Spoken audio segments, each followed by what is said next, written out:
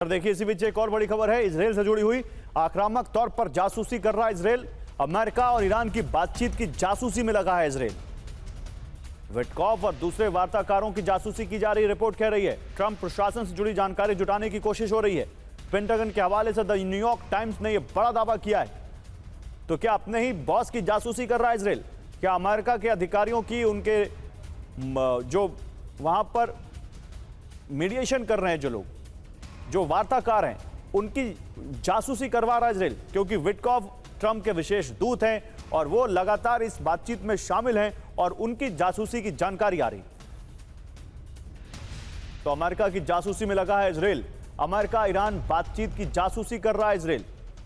आक्रामक तौर पर जासूसी कर रहा है इजराइल, यह न्यूयॉर्क टाइम्स का दावा है। विटकॉफ पेंटागन पॉलिसी चीफ कोल्बी की जासूसी रिपोर्ट कह रही है। अमेरिकी रक्षा खुफिया एजेंसी DIA ने अलर्ट किया है। ईरान पर ट्रंप प्रशासन से जुड़ी खुफिया जानकारी जुटाने की कोशिश है। इजराइल बड़े पैमाने पर छिपा रहा है खुफिया जानकारी, रिपोर्ट कह रही है। द न्यूयॉर्क टाइम्स ने कहा है। इसी बीच एक और बड़ी खबर, पेंटागन ने बढ़ाया है इजरायली जासूसी से खतरे का लेवल। क्रिटिकल लेवल पर इजरायली जासूसी, यह पेंटागन का कहना है। पेंटागन की एजेंसी DIA ने अलर्ट किया था। युद्ध खत्म करने के प्लान की जासूसी, पेंटागन के हवाले से NBC न्यूज का दावा। तो इधर न्यूयॉर्क टाइम्स कह रहा है, इधर NBC पेंटागन के हवाले से कह रहा है कि इजराइल की जासूसी का जो अलर्ट लेवल है वो पेंटागन ने क्रिटिकल लेवल पर बढ़ा दिया है। यानी जो युद्ध खत्म करने का प्लान है पेंटागन का, उसकी जासूसी कर रहा है इजराइल। और ईरान को लेकर मोसाद चीफ गॉफमैन ने बड़ा एक्शन लिया है। नए मोसाद चीफ ने डेप्यूटी डायरेक्टर एल्फ को हटाया। ईरान में सत्ता परिवर्तन की कोशिशें नाकाम होने पर भड़के गॉफमैन। नई टीम बनाना चाहते हैं Goffman, the times of Israel की रिपोर्ट। तो मोसाद चीफ ने अपने डेप्यूटी डायरेक्टर को हटा दिया क्योंकि वो चाह रहे थे कि मोसाद वहां पर किसी तरह, जब वो युद्ध से पहले वहां काफी आंदोलन भड़का हुआ था, विरोध प्रदर्शन हो रहे थे, तो उसको कुछ इस तरह से भड़काया जाए ताकि सत्ता चेंज हो, लेकिन ऐसा हुआ नहीं। तो ईरान को लेकर मोसाद की टीम में हलचल है। मोसाद चीफ गॉफमैन ने डेप्यूटी डायरेक्टर को पद से हटा दिया। ईरान में मोसाद के कमजोर ऑपरेशन को लेकर नाराजगी जताई। 22 साल से मोसाद के साथ जुड़े थे डेप्यूटी डायरेक्टर एल्फ। गॉफमैन के चीफ बनते ही मोसाद इंटरनल रिलेशन हेड ने भी पद से इस्तीफा दे दिया। अब नई टीम के साथ काम करना चाहते हैं मोसाद चीफ, ये रिपोर्ट कह रही है। मोसाद चीफ बनते ही गॉफमैन ने ईरानी शासन के अंत की चेतावनी दी।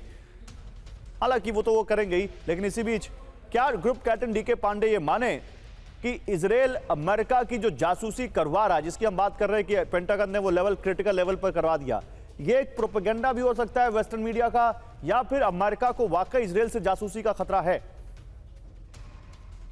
पहले होता है कि what is objective, what is the likely gain. तो महत्वपूर्ण बात है कि जो हम देखते हैं जिस प्रकार से सीज फायर के बारे में, शांति वार्ता के बारे में जो चीजें हुई, कई चीजें ऐसी आई जो कि इजराइल जो है हतप्रभ हो गए, देखिए उसको नहीं पता था। तो इजराइल चाहता है कि अपडेट उसके पास हो कि किस प्रकार से चीजें आगे बढ़ रही, किस दिशा में जा रही है, ताकि वो अपना जो लेबनान में जो उसके ऑपरेशन चल रहे हैं, जो कि पूरा फोकस किया उसने लेबनान में, ईरान में जो छोटे-छोटे उसके ऑपरेशन हो रहे हैं, तो वो उसको अंजाम दे सके, क्योंकि बड़ा क्लियर है उसका ऑब्जेक्टिव की हिजबुल्लाह को, हमास को खत्म किया है, हिजबुल्लाह को किसी प्रकार से खत्म करना है, वरना ये बार बार ये प्रॉब्लम होता रहेगा। सीज फायर होने के बाद कहा जा रहा है कि चीजें जो है शांत हो जाएंगी और वो उसके मकसद से हट जाएगा। तो ये अचानक होगा तो दिक्कत हो जाएगी। तो वो चाहता है कि पूरी एक्टिविटी जो है उसकी प्लान करें, जो उसके ऑपरेशंस बचे हुए हैं उनको अंजाम दें, किस प्रकार से आगे लॉजिस्टिक सपोर्ट या सप्लाई चेन को रेगुलेट करना है, वो सारी प्लानिंग जो है फ्यूचरिस्टिक ऑब्जेक्टिव होती है। तो अगर वो आप उससे मुहैया नहीं करा पाएंगे तो दिक्कत हो जाएगी। तो जो पिछले दिनों हमने देखा है किस प्रकार से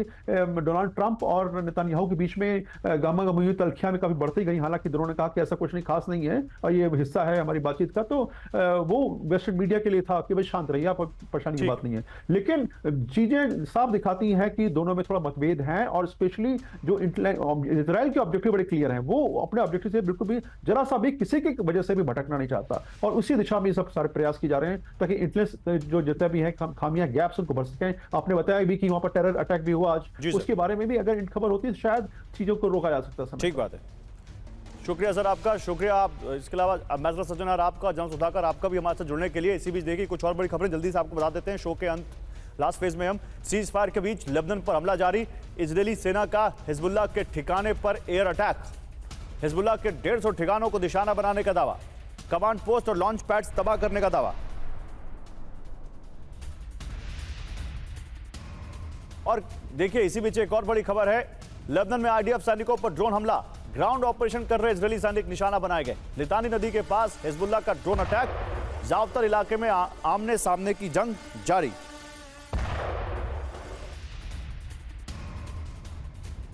और इसी बीच देखिए एक और बड़ी खबर है, लेबनान में ग्राउंड ऑपरेशन के दौरान 2 इजरायली सैनिकों की मौत हो गई। हिजबुल्लाह के ड्रोन हमले में शहर गामला और ओहाद यारी की मौत।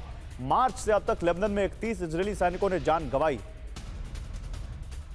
इजरायल में हिजबुल्लाह का रॉकेट अटैक, यफ्ता और रामोत नफ्ताली में रॉकेट हमला, इजरायली सेना का रॉकेट मार गिराने का दावा। सीज फायर के बावजूद हिजबुल्लाह के हमले जारी। और ईरान की संपत्ति खाड़ी देशों को देने की तैयारी में अमेरिका। ईरान की जब्त संपत्ति का इस्तेमाल की योजना, खाड़ी देशों पर हमले से हुए नुकसान की भरपाई। ईरानी संपत्ति पर एक्शन को लेकर ब्लूमबर्ग की रिपोर्ट।